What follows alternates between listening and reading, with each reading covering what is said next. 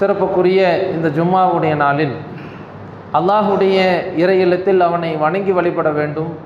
அவனுடைய மார்க்கம் சம்பந்தமான உபதேசங்களை கேட்டு அதன் அடிப்படையில் நம்முடைய வாழ்க்கையை சீரமைத்து இம்மையிலும் மறுமையிலும் வெற்றி பெற வேண்டும் என்ற நல்ல எண்ணத்திலே இங்கே ஒன்று கூடியிருக்கக்கூடிய நம் அனைவரின் மீதும் அந்த ஏக இறைவனின் சாந்தியும் சமாதானமும் வற்றாத பெரும் கருணையும் என்றென்றும் உண்டாகட்டுமாக. நாம் வாழ்ந்து கொண்டிருக்கக்கூடிய இந்த உலகத்திலே நாம் நிம்மதியாக வாழ வேண்டும் என்பதற்காக வேண்டியும் நாளை மறுமையிலேயும் நாம் நிம்மதியாக சொர்க்கத்திற்கு பிரவேசிக்க வேண்டும் என்பதற்காக வேண்டியும் அல்லாஹும் அல்லாஹுடைய தூதரும் ஏராளமான உபதேசங்களை அறிவுரைகளை நமக்கு சொல்லி தந்திருக்கின்றார்கள். இந்த நன்மையான காரியங்களை மக்களே நீங்கள் செய்தால் அது உங்களுக்கு இன்னும் கூடுதல் நன்மை பயக்கக்கூடியதாக மாறும். இந்த பாவங்களை எல்லாம் செய்தால் அது உங்களுக்கு மிகப்பெரிய அவமானத்தையும் பாவத்தையும் நாளை மறுமையிலே அல்லாஹுடைய கோபத்தையும் பெற்றுத்தரக்கூடியதாக மாறும் என்று சொல்லி அல்லாஹும் அல்லாஹுடைய தூதரும் ஏராளமான உபதேசங்களை செய்திருந்தாலும் குறிப்பிட்ட சில பாவங்களை எடுத்து சொல்லி இந்த பாவம் என்பது சாதாரணமானது கிடையாது, இது அல்லாஹுடைய வெறுப்புக்குரிய கோபத்திற்குரிய மிகப்பெரிய அநியாயம் அக்கிரமம், இந்த காரியத்தின் பக்கம் நீங்கள் சென்று விடாதீர்கள் என்று பலவிதமான பாவங்களை பற்றி அல்லாஹ் தன்னுடைய திருமறை குர்ஆனிலே சொல்லி காட்டுகின்றான். நபிகள் நாயகம் ஸல்லல்லாஹு அலைஹி வஸல்லம் அவர்கள் பலவிதமான எச்சரிக்கைகளை நமக்கு செய்து காட்டி இருக்கின்றார்கள். அப்படி பலவிதமான பாவங்கள் இருந்தாலும் இன்றைய ஜும்மாவுடைய நாளில் நாம் பார்க்க இருக்கக்கூடிய முக்கியமான பாவம் என்னவென்றால் மற்ற பாவங்களை எல்லாம் செய்யாதே என்று சொல்லக்கூடிய இஸ்லாமிய மார்க்கம் இந்த பாவத்தை அதன் அருகில் கூட நீ நெருங்கி விடாதே, அதுக்கு பக்கத்தில் கூட நீ போய்விடாதே, இது அவ்வளவு பெரிய பாவமானதாக இருக்கின்றது என்று சொல்லக்கூடிய முக்கியமான ஒரு பாவம். அது என்னவென்றால் திருமறை குர்ஆனினுடைய 17வது அத்தியாயம் 32வது வசனத்திலே அல்லாஹ் சொல்லி காட்டுகின்றான், வலா தக்ரபு ஸினா இன்னஹு கான ஃபாஹிஷா வஸாஅ சபீலா, விபச்சாரத்திற்கு நீங்கள் நெருங்கி விடாதீர்கள், அது மிகவும் வெட்கக்கேடானதாகவும் மிகப்பெரிய பாவமானதாகவும் இருக்கின்றது என்று அல்லாஹ் தன்னுடைய திருமறை குர்ஆனிலே சொல்லி காட்டுகின்றான். மற்ற பாவங்களை எல்லாம் செய்யாதீங்க, அது பாவம், அது தவறு, அது நரகத்திற்குரிய காரியம் என்று சொல்லக்கூடிய இஸ்லாமிய மார்க்கம் இந்த விபச்சாரம் என்ற இந்த ஒரு காரியத்தை பற்றி அல்லாஹ் குர்ஆனிலே சொல்லும் பொழுது அது பக்கத்தில் கூட போயிடாதீங்க, அது மிகப்பெரிய அவமானத்தை ஏற்படுத்தக்கூடியது, அவமானத்தில் உச்சத்தில் இருக்கக்கூடியது, அது வெட்கக்கேடானது, அது உங்களுக்கு மிகப்பெரிய நாசத்தை தேடித்தரக்கூடியது, அல்லாஹுடைய கோபத்தை தேடித்தரக்கூடியது, அது உங்களுக்கு இந்த உலகத்திலேயும் நாளை மறுமையிலேயும் மிகப்பெரிய அவமானத்தை உண்டாக்கக்கூடியது. ஆகவே இந்த விஷயத்தில் நீங்கள் கவனமாக இருங்கள், எச்சரிக்கையாக இருங்கள் என்று அல்லாஹ் ரப்புல் ஆலமீன் தன்னுடைய திருமறை குர்ஆனிலே சொல்லி காட்டுகின்றான். என்றால் இந்த விஷயத்தில் நாம் கொஞ்சம் கூடுதல் அக்கறையோடு இன்றைய சமூகத்தின் செயல்பாடுகளை எல்லாம் கொஞ்சம் ஒப்பிட்டு பார்த்து நம்முடைய மனநிலை, நம்முடைய வாழ்க்கை முறை இதையெல்லாம் கொஞ்சம் கலந்து ஆலோசித்து பார்த்து உண்மையிலேயே இந்த பாவம் நம்மிடத்தில் இருக்கின்றதா, அல்லாஹ்வுடைய வெறுப்பை கோபத்தை இம்மையிலும் மறுமையிலும் அவமானத்தை அசிங்கத்தை நமக்கு பெற்றுத்தரக்கூடிய இந்த பாவம் ஏதோ ஒரு வகையிலே நம்மிடத்தில் இருக்கிறதா இல்லையா என்பதை கொஞ்சம் சிந்தித்து பார்க்க வேண்டும். காரணம் இது சாதாரண பாவம் கிடையாது. அல்லாஹுடைய தூதர் நபிகள் நாயகம் ஸல்லல்லாஹு அலைஹி வஸல்லம் அவர்கள் சொல்லி காட்டுகின்றார்கள். புகாரி என்ற ஹதீஸ் கிதாபிலே 6810வது செய்தியாக இந்த செய்தி இடம்பெற்றிருக்கின்றது. யார் விபச்சாரம் செய்கின்றானோ அவன் விபச்சாரம் புரியக்கூடிய நேரத்தில் அவன் இறை நம்பிக்கையாளனே கிடையாது என்று அல்லாஹ்வுடைய தூதர் நபிகள் நாயகம் ஸல்லல்லாஹு அலைஹி வஸல்லம் அவர்கள் சொல்லி காட்டுகின்றார்கள்.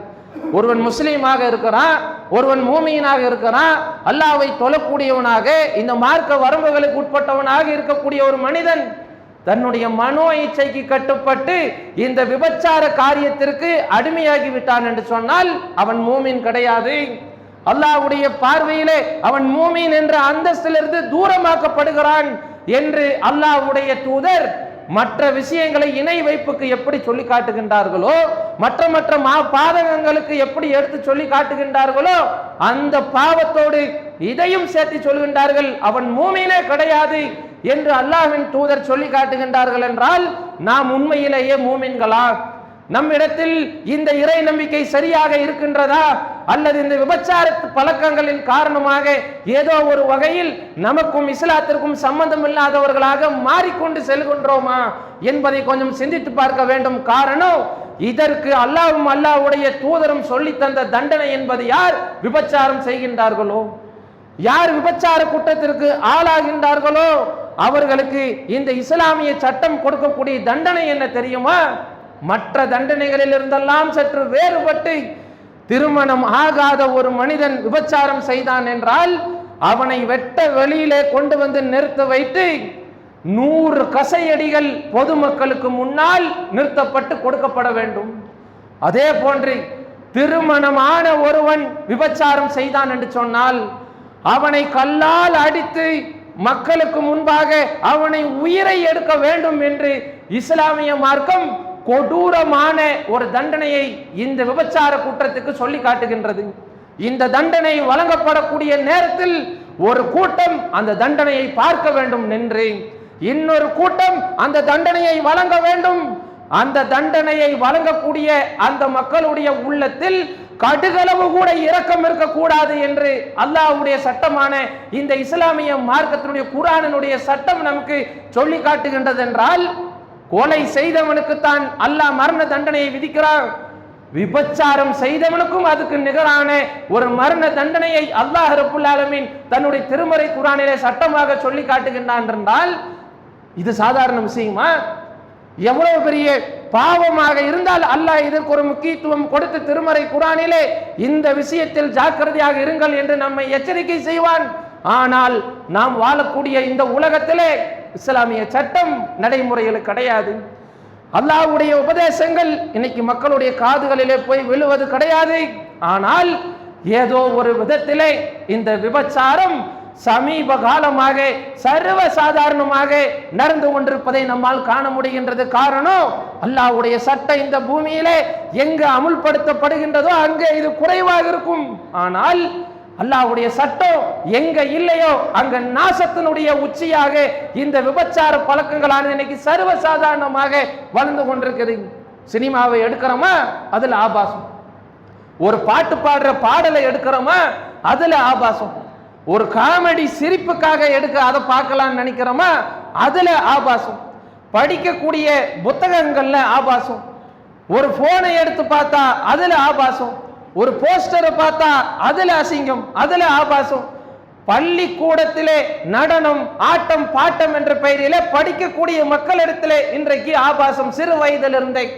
கல்லூரிகளிலே நாட்டம் பாட்டம் கூத்து கும்மாளம் என்ற பெயரிலே சர்வசாதாரணமாக இன்னைக்கு இந்த ஆபாசங்கள் அதிகமாக போய்கொண்டிருக்கின்றதே.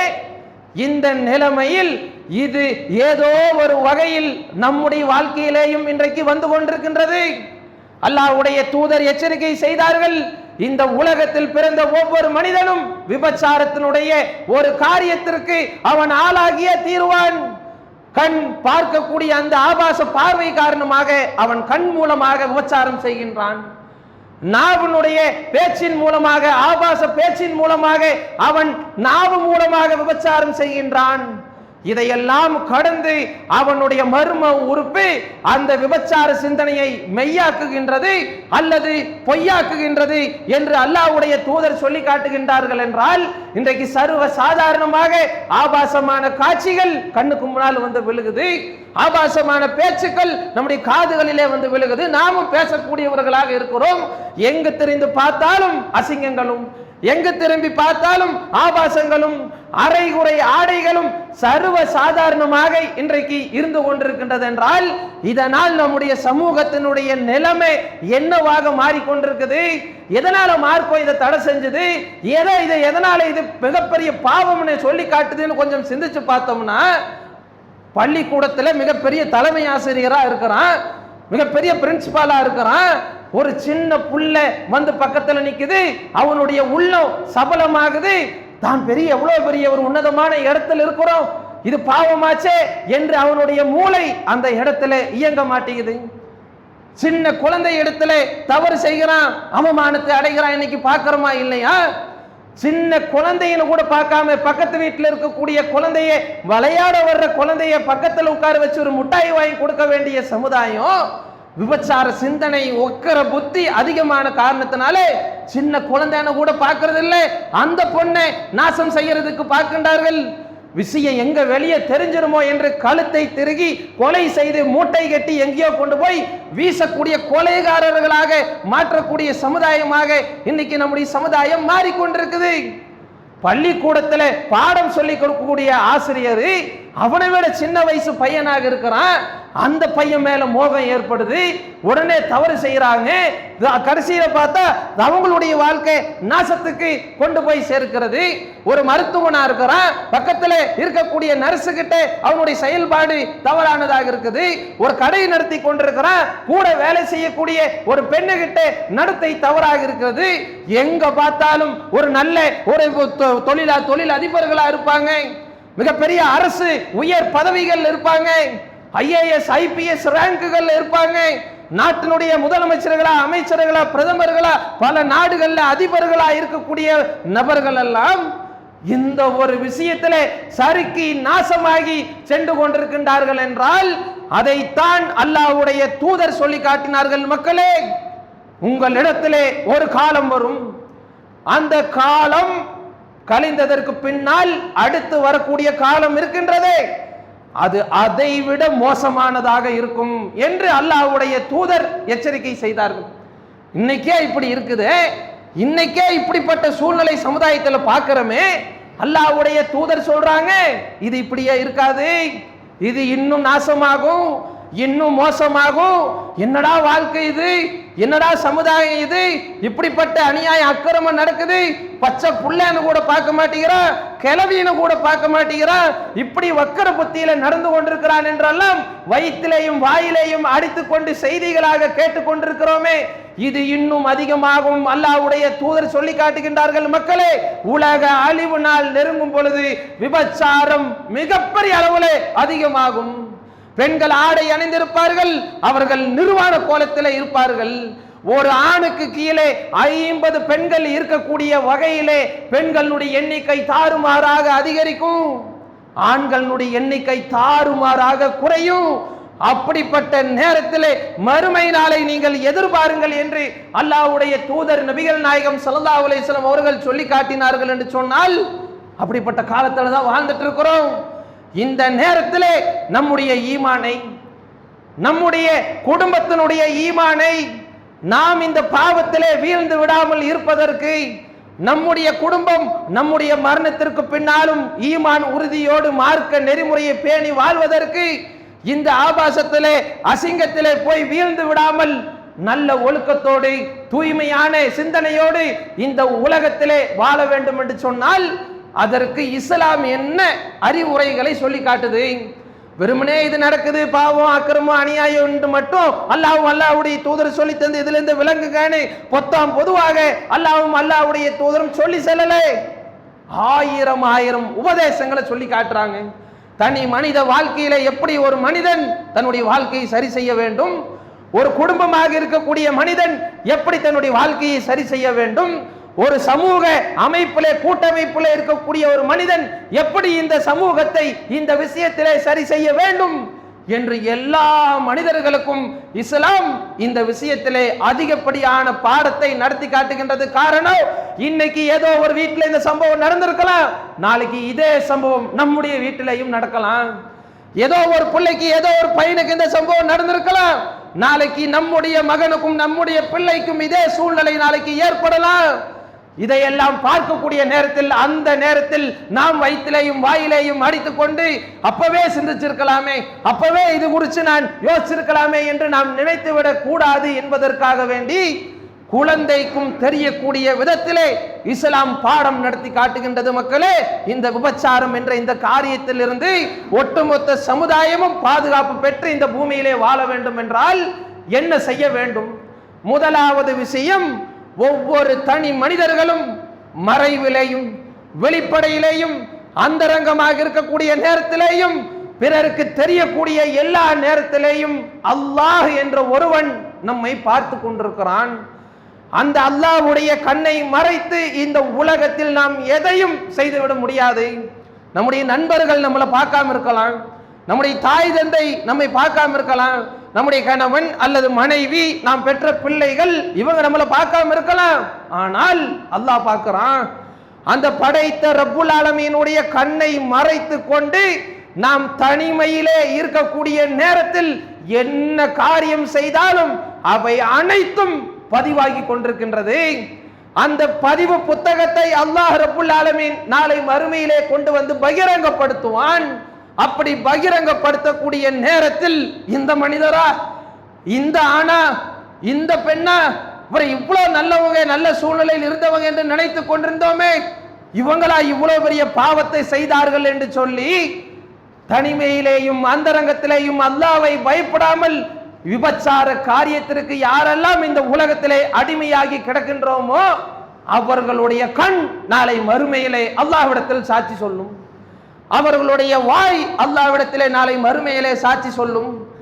அவர்களுடைய கைகள், அவருடைய கால்கள், ஒட்டுமொத்த உடல் உறுப்புகள், செல்கள் அனைத்தும் அல்லாஹ்விடத்திலே சாட்சி சொல்லும். யா அல்லாஹ், இந்த நேரத்தில், இந்த இடத்தில், இப்படிப்பட்ட சூழலில் அவன் உன்னை மறந்து இந்த விபச்சார காரியத்தை செய்தான் யா அல்லாஹ் என்று சொல்லி ஒட்டுமொத்த பதிவு புத்தகம் பேசும். நம்முடைய உடல் உறுப்புகள் பேசும். அனைத்தும் பதிவாகி கொண்டிருக்கக்கூடிய தெளிவான ஏடு நம்முடைய கண்ணுக்கு முன்னால் பிரகாசிக்கும். அதை அல்லாஹ் ஒட்டுமொத்த மறுமையில் இருக்கக்கூடிய எல்லா மக்களுக்கு முன்பாக வெட்ட வெளிச்சமாக காட்டுவான் என்று அல்லாஹ் தன்னுடைய திருமறை குர்ஆனிலே சொல்லி காட்டுகின்றான். என்றால் தனிமையிலே அல்லாஹ்வை அஞ்ச வேண்டும். எவ்வளவு பெரிய செல்வ வசதி படைத்த, அழகிலே நம்மை ஈர்க்கக்கூடிய, இந்த பாவத்தை நமக்கு தூண்டக்கூடிய வழி வகைகளை காட்டி சைத்தான் நம்மை வழிகெடுக்கக்கூடிய அந்த வாய்ப்பு நமக்கு கிடைக்கக்கூடிய நேரத்தில் அல்லாஹ்வை பயந்தவர்களாக, அல்லாஹ்வுடைய தண்டனைக்கு அஞ்சியவர்களாக, நரக படுகொலைக்கு அஞ்சியவர்களாக அதிலிருந்து நாம் விலகி வந்தோம் என்றால் அல்லாஹ்வுடைய தூதர் சொல்லி காட்டுகின்றார்கள், எந்த நிழலுமே இல்லாத அந்த மறுமை நாளில், அல்லாஹ்வுடைய அர்ஷுடைய நிழல் மட்டுமே இருக்கக்கூடிய அந்த மறுமை நாளில் அல்லாஹ் ரப்புல் ஆலமீன் 7 சாரார்களுக்கு தன்னுடைய அர்ஷுடைய நிழலிலே இடம் தருவான். அதிலே ஒரு சாரார் யாரு தெரியுமா? அழகான செல்வ வசதி படைத்த ஒரு பெண் விபச்சாரத்திற்கு ஒரு ஆணை அழைத்திருக்கக்கூடிய நேரத்தில் நான் அல்லாஹ்வை அஞ்சுகின்றேன் என்று சொல்லி அந்த பாவத்திலிருந்து யார் விலகி அல்லாஹ்வுக்காக வேண்டி அதிலிருந்து விடுபட்டு வருகின்றாரோ அவருக்கு அல்லாஹ் நாளை மறுமையிலே தன்னுடைய நிழலிலே, அர்ஷுடைய நிழலிலே இடம் தந்து அவர்களை இலகுவான முறையிலே விசாரித்து சொர்க்கத்தை அளிப்பான் என்று நபிகள் நாயகம் ஸல்லல்லாஹு அலைஹி வஸல்லம் அவர்கள் சொல்லி காட்டுகின்றார்கள். என்றால் அப்படிப்பட்ட மக்களாக நாம் மாற வேண்டும். தனிமையிலே போனின் மூலமாக நமக்கு வரும், டிவிகளின் மூலமாக நமக்கு வரும் பலவிதமான அழைப்புகள், பலவிதமான தூண்டல்கள், சைத்தானுடைய ஊசற்றாது ஏற்படும்.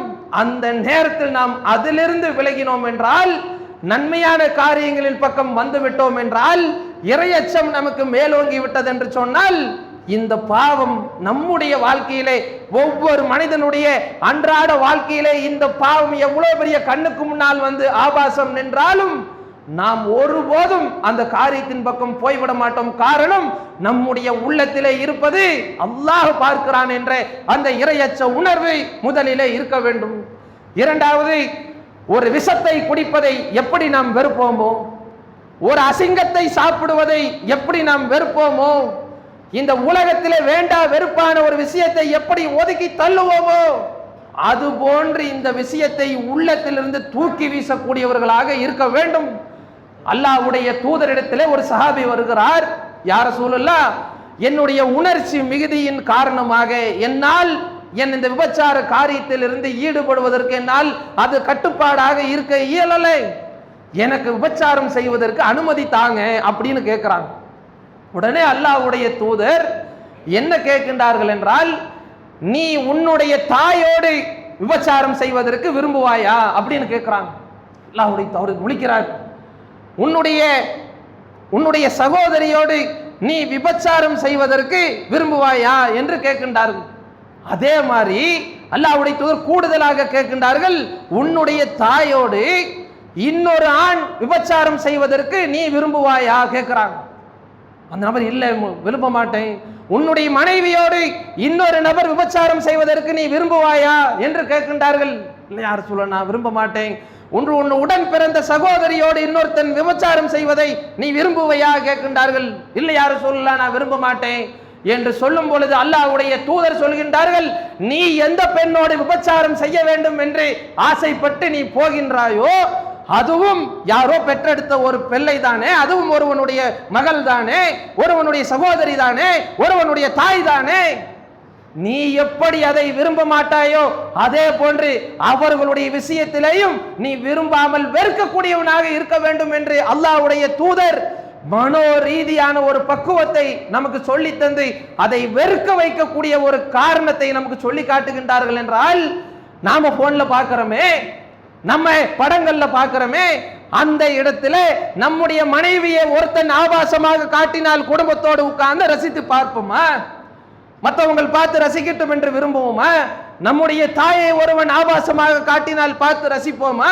நாம் பெற்ற பிள்ளை வயதுக்கு வந்த ஒரு பிள்ளையை ஆபாசமாக ஒருவன் காட்டினால் பார்த்து ரசிப்போமா? விருப்பமில்லை. இந்த வெறுப்புணர்வு பிற பெண்கள் மீதும் நமக்கு ஏற்பட வேண்டும். இதுவும் யாரோ பெற்ற ஒரு பெண் தானே, இதுவும் யாரோ ஒருவருடைய தாய் தானே, இதுவும் யாரோ ஒருவனுடைய மனைவி தானே.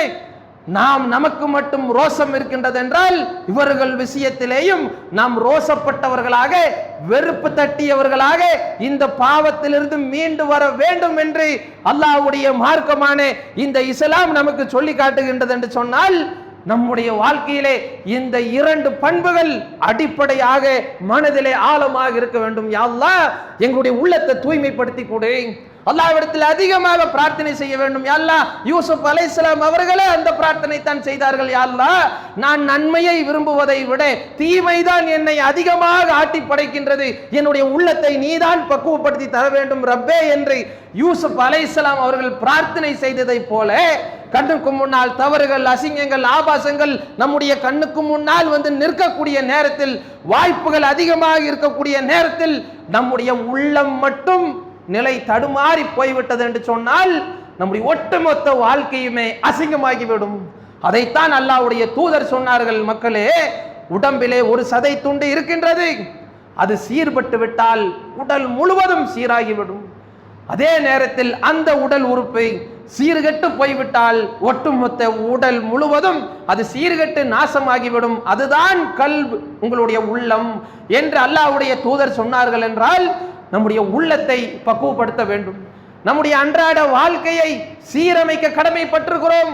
இந்த உள்ளம் தூய்மையானதாக இருக்க வேண்டும் என்பதற்காக வேண்டி அல்லாஹ்விடத்தில் நாம் ஒவ்வொருவருமே அழுது தொழுது பிரார்த்தனை செய்ய கடமைப்பட்டிருக்கிறோம். காரணம், சொர்க்கத்திற்கு வாக்களிக்கப்பட்ட அல்லாஹ்வுடைய தூதர், முன்பின் பாவங்கள் மன்னிக்கப்பட்ட அல்லாஹ்வுடைய தூதர் தினம்தோறும் கேட்ட பிரார்த்தனை என்ன அப்படின்னு சொன்னா, அல்லாஹும்ம யா முகல்லிபல் குலூப் சப்பித்து கல்வி அலா தீனிக, உள்ளங்களை புரட்டக்கூடிய என்னுடைய இறைவா, எனது உள்ளத்தை உன்னுடைய மார்க்கத்தில் உனக்கு கட்டுப்பட்ட நிலையில் மாற்றி அமைத்து தருவாயாக, நிலைத்திருக்க செய்வாயாக, ஒரு காலத்திலேயும் என்னுடைய உள்ளத்தை தடம்புற செய்து விடாதே யா அல்லாஹ் என்று அல்லாஹ்வுடைய தூதரே தினம்தோறும் இந்த பிரார்த்தனை செய்திருக்கின்றார்கள் என்று சொன்னால், நம்முடைய உள்ளம் ஈமான் உறுதிக்காக சமூகத்தில் இருக்கக்கூடிய இந்த பாவங்களிலிருந்து மீண்டு வர வேண்டும் என்பதற்காக நம்மை நாம் முதலிலே சரி செய்ய வேண்டும்.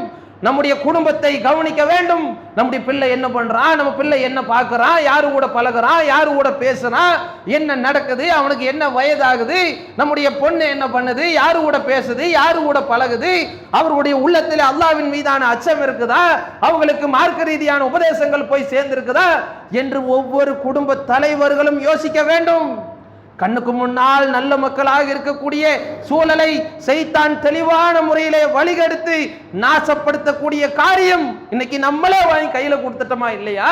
நம்ம மக்கள் என்ன பார்க்கறாங்க, நம்ம மக்கள் என்ன உட்கார்ந்து என்னத்தை ரசிச்சுட்டு இருக்கிறாங்க, அது சின்ன மக்களோ பெரிய மக்களோ நமக்கு வேலை இருக்குல்ல, நாம வெளியே போயிருவோம். வீட்டில் இருக்கக்கூடிய பெண்கள் பல விதமான குடும்ப வேலைகள் இருக்கு, அதுக்கு கவனம் செலுத்துறமே தவிர நம்முடைய பிள்ளை என்னத்தை பார்க்கறான், நம்முடைய பிள்ளை யாரு கூட பேசுது, இதுல என்ன ஆபாசம் இருக்கா, அசிங்கம் இருக்குதா, நல்லது இருக்குதா, கெட்டது இருக்குதா, எதையாவது ஒன்னையாவது எடுத்து பார்க்கலாமா என்று நல்ல எண்ணத்தோடோ இல்ல நம்முடைய மக்களை சீர்திருத்த வேண்டும் என்ற எண்ணத்தோடோ இன்றைக்கு எடுத்து பார்க்கக்கூடிய மக்கள் எத்தனை பேரு? நமக்கு அதுக்கெல்லாம் நேரம் இல்லை. நம்மிடத்திலேயே அந்த தவறு நிறைந்திருக்கக்கூடிய நேரத்துல நாம எப்படி நம்ம புள்ள என்ன பண்ணுதுன்னு எடுத்து பார்ப்போம். நம்மிடத்திலேயே ஈமான் இல்லாத நேரத்துல நம்முடைய பிள்ளை எப்படி போனா என்னங்கிற எண்ணத்தை தானே சைத்தான் நமக்கு ஏற்படுத்துவா. அதனால தான் மார்க்கம் சொல்லி காட்டுது, அவர்கள் முதலிலே பக்குவப்பட வேண்டும். பக்குவப்பட்டதற்கு பிறகு நம்முடைய குடும்பத்தை, நம்முடைய அக்கம் பக்கத்தில் இருக்கக்கூடிய மக்களை, இன்றைக்கு சமூகத்திலே பரவி கிடக்கக்கூடிய இந்த விபச்சார காரியத்தை, சர்வ சாதாரணமாக பெருகி கொண்டிருக்கக்கூடிய இந்த அக்கிரமத்தை நாம் தடுத்து நிறுத்த வேண்டும். அல்லாஹ்வுடைய தூதர் சொல்லி காட்டினார்கள், மக்களே உங்களுக்கு முன்னால் ஒரு காலம் இருந்தது, அந்த காலத்திலே இரு கூட்டத்தார்கள் வாழ்ந்தார்கள். அவர்களிடத்திலே ஒரு பயண காரணமாக அவர்கள் ஒரு கப்பலிலே போய் கொண்டிருந்தார்கள். போய் கொண்டிருக்கக்கூடிய நேரத்திலே கீழ்த்தளம் மேல்தளம் என்று இரண்டு தளம் இருந்தது. அந்த மேல் தளத்திலே உயர் ரக மக்கள் இருந்தாங்க, கீழ்த்தளத்திலே சாதாரண மக்கள் இருந்தாங்க. மேல் தளத்துல தான் பயன்படுத்தக்கூடிய தண்ணீர் உணவுக்கு குடிப்பதற்கெல்லாம் இருந்துச்சு. ஆனால் கீழ்த்தளத்தில் இருக்கக்கூடிய மக்கள் ஏதாவது வேணும்னா கீழே எதுவும் கிடையாது, மேலே ஏறிதான் வரணும். இப்படிப்பட்ட ஒரு நிலையிலே அந்த மக்கள் மேலே ஏறி ஏறி வந்து ஒவ்வொன்றா எடுத்துட்டு போறதுக்கு அவங்களுக்கு சிரமம் ஏற்பட்ட காரணத்தினால, நம்ம எதுக்குடா மேலே ஏறணும், கீழே தான் கடல்ல அவ்வளோ தண்ணி இருக்குது, ஒரு சின்ன ஒரு ஓட்டைய கப்பல்ல போட்டோன்னு சொன்னா அழகா தண்ணி உள்ள வந்துருமே, நாம் அதை பயன்படுத்திக்கலாமே என்று அந்த மக்கள் முட்டாள்தனமாக தன்னுடைய செயல்பாட்டை செய்தார்கள். இதை மேலே இருக்கக்கூடிய மக்களும் பார்த்தார்கள். ஓட்ட போடுறத பார்த்தா, தண்ணி அப்படி மேல வர்றத பார்த்தா, அவன் தானே கீழே இருக்கிறான், அவனுக்கு தானே பிரச்சனை, நமக்கு என்ன, நம்ம மேல தானே இருக்கிறோம் என்று அவன் நினைத்து கொண்டான். நேரமானது, காலமானது, மெல்ல மெல்ல கீழ்த்தளம் தண்ணீரிலே மூழ்கியது.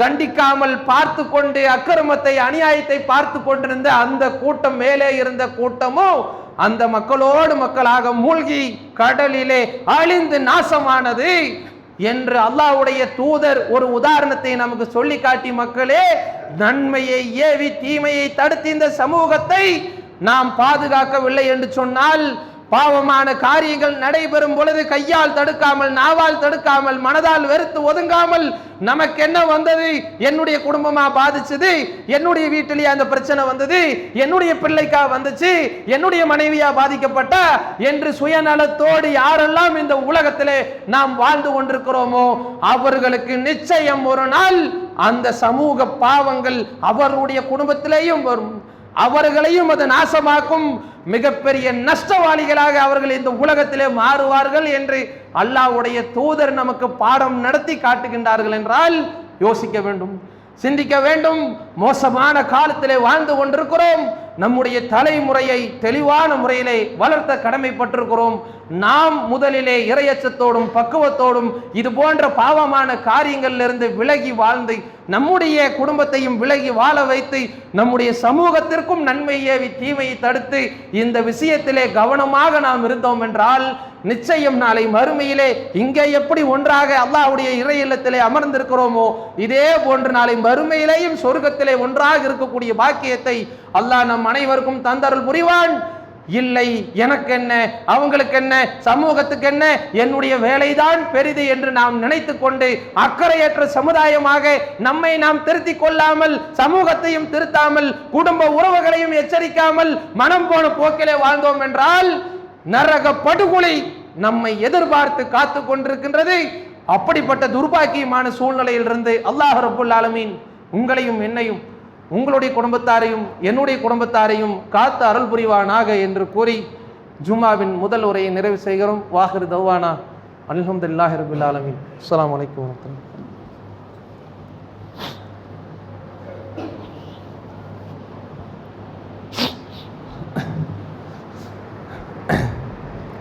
அல்ஹம்துலில்லாஹி ரப்பில் ஆலமீன். அல்லாஹும்ம ஸல்லி அலா முஹம்மதின் வஅலா ஆலி முஹம்மதின் கமா ஸல்லைத அலா இப்ராஹீம் வஅலா ஆலி இப்ராஹீம் இன்னக ஹமீதும் மஜீத். அல்லாஹும்ம பாரிக் அலா முஹம்மதின் வஅலா ஆலி முஹம்மதின் கமா பாரக்த அலா இப்ராஹீம் வஅலா ஆலி இப்ராஹீம் இன்னக ஹமீதும் மஜீத். அன்பிற்குரிய அருமை சகோதர சகோதரிகளே, வாரந்தோறும் நடைபெறக்கூடிய இந்த ஒரு ஜும்மாவுடைய தொழுகை பொறுத்தவரை அல்லாஹுடைய தூதரும் நமக்கு மற்ற தொழுகைகளுக்கெல்லாம் சொல்லாத பலவிதமான சட்டதிட்டங்களை வலியுறுத்தி இந்த தொழுகை விஷயத்திலே சொல்லி காட்டியிருக்கின்றார்கள். பாங்கு சொல்வதற்கு முன்னால் பள்ளிக்குள் அமர வேண்டும், வரிசைகளை இடைவெளி இல்லாமல் அமர வேண்டும், அக்கம் பக்கத்தில் யாரிடமும் பேசிவிடக்கூடாது, கீழே கிடக்கக்கூடிய இந்த தின்ன கற்கள் பாய்க்குச்சிகள் இதையெல்லாம் எடுத்து விளையாடி கொண்டிருக்கக்கூடாது, யாரேனும் பேசி கொண்டிருந்தால் கூட அவர்களை பார்த்து என்று செய்கை கூட செய்துவிடக்கூடாது. காரணம், இதுவெல்லாம் சொல்லப்படக்கூடிய பயானிலிருந்து உங்களுடைய கவனத்தை திசை திருப்பிவிடும், ஜும்மாவை பாழாக்கிவிடும் என்று அல்லாஹ்வுடைய தூதர் சொல்லி காட்டுகின்றார்கள். அப்போ அல்லாஹ்வுடைய தூதர் எதை இந்த இடத்துல மையப்படுத்தி காட்டுறாங்கன்னா, பாங்கு சொல்றதுக்கு முன்னாடியே வந்துடுங்க, வாரத்தில் ஒரு முறையாவது சொல்லப்படக்கூடிய உபதேசத்தை செவிதாழ்த்தி கேளுங்க, அதில் ஏதாச்சும் ஒரு மாற்றம் உங்களுடைய வாழ்க்கையில் ஏற்படும், ஏதாவது ஒரு நன்மையை நீங்கள் செய்யக்கூடியவங்களாக மாறுவீங்க, ஏதாவது ஒரு தீமையிலிருந்து நீங்கள் விலகக்கூடியவங்களாக மாறுவீங்க. போட்டி போட்டுக்கொண்டு இந்த ஜும்மாவுக்கு வாங்க. முதலாவது வந்தீங்கன்னா ஒட்டகத்தை குர்பான் கொடுத்த நன்மை கிடைக்கும், ரெண்டாவது வந்தீங்கன்னா மாட்டை குர்பான் கொடுத்த நன்மை கிடைக்கும், மூணாவது வந்தீங்க அப்படின்னா ஒரு ஆட்டை குர்பான் கொடுத்த நன்மை கிடைக்கும், நாலாவது அஞ்சாவது வந்தீங்கன்னா ஒரு கோழியை ஒரு முட்டையை தர்மம் செய்த நன்மையாவது உங்களுக்கு கிடைக்கும். அது நீங்க போட்டி போட்டு இந்த ஜும்மாவுக்கு வாங்க என்று அல்லாஹ்வுடைய தூதர் ஆர்வமூட்டி இங்கே வரக்கூடிய நம்மை உபதேசத்தை கேட்டு உள்ளத்தை பக்குவப்படுத்தி வாழ வேண்டும் என்று அல்லாஹ் விதித்த, அல்லாஹ் காட்டிய, அல்லாஹ் தந்த மிகப்பெரிய அருட்கொடை தான் ஜும்மா என்று சொன்னால், நாம் வருகிறோம் நம்முடைய இஷ்டத்துக்கு, நமக்கு எப்போ தோணுதோ தொழுக ஆரம்பிக்கிற நேரத்தில் கொஞ்சம் பயான் ஆரம்பித்து பாதி போனதுக்கு அப்புறம் கொஞ்சம் இன்னும் அத்தையாத்து இருப்பில் பறக்க துடிக்க வந்து கொஞ்சம் இன்னும் ஜும்மா முடிஞ்சிருச்சா சரி வேற பள்ளிக்கு போகலாம் என்று கொஞ்சம் இப்படி நாம் வாழ்ந்து கொண்டிருக்கின்றோம் என்று சொன்னால் இதுதான் ஜும்மாவுடைய ஒழுங்கா? இதுக்குத்தான் அல்லாஹ்வுடைய தூதர் ஜும்மாவை நமக்கு கடமையாக்கி காட்டினாங்களா? எவ்வளவு முக்கியத்துவம் வாய்ந்த அல்லாஹ்வுடைய நன்மையை நமக்கு பெற்றுத்தரக்கூடிய இந்த ஜும்மாவில் கூட நமக்கு ஒரு கவனம் இல்லை என்று சொன்னால் பின்பு எங்கே நமக்கு உபதேசம் கிடைக்கும்? அல்லாஹ்வுடைய பள்ளிவாசலுக்குள்ள வந்து உட்கார்ந்து ஒரு அரை மணி நேரத்தை ஒதுக்க கூட இன்றைக்கு நாம் தயாராக இல்லாத சமுதாயமாக இருக்கின்றோம் என்றால் எப்படி நம்முடைய ஈமான் மாற்றம் பெறும்? நம்மிடத்துல என்ன தப்பு போகும், என்ன நன்மை வரும், நம் மூலமாக நம்முடைய குடும்பம் எப்படி மாறும், இந்த சமூகம் எப்படி மாறும்? யோசிக்க வேண்டாமா? ஏதோ வந்தோம் கடமைக்கு, சடங்குக்கு, சம்பிரதாயத்துக்கு, ஏதோ பார்க்குக்கு வர்ற மாதிரி, ஏதோ பீச்சுக்கு வர்ற மாதிரி, ஏதோ பார்க்கு மாலுகளுக்கு நினைச்ச நேரத்துக்கு போனா ஒன்னு கேட்க மாட்டான்ல, அதே போல இங்கே வருவோம் என்று நினைத்து கொண்டு ஜும்மாவிற்கு உள்ளே வருகின்றோம் என்றால் இது ஒரு முஸ்லிமிற்கு அழகு கிடையாது, ஒரு மூமினுக்கு அழகு கிடையாது. அல்லாஹ்வுடைய தூதரும் எப்படி இபாதத் செய்தால் முழுமையான நன்மை கிடைக்கும் என்று நமக்கு சொல்லி காட்டினார்களோ அப்படி இபாதத் செய்தால் தான் முழுமையான நன்மை கிடைக்கும்.